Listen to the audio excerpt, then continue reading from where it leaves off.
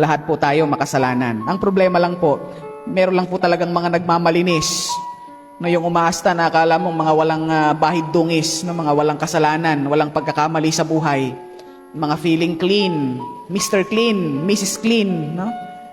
Pero wala pong ganon, no? Lahat po tayo makasalanan.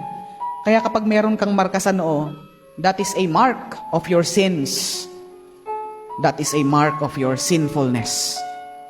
Kapag meron kang abo sa noo, makasalanan itong tao na ito. Makasalanan po tayo. Tanggapin po natin yung katotohanan na yon. Pero ito po yung kasunod. No?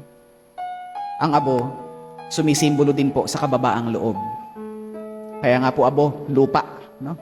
Alam po ninyo yung lupa, no, sa Latin, humus. Humus. Doon po galing yung salitang humility. No, yung pagiging mababa ang kalooban. Ang paanyaya po ng Kwaresma, magbagong buhay. At hindi po natin magagawa yon kung wala po tayong kababaang loob.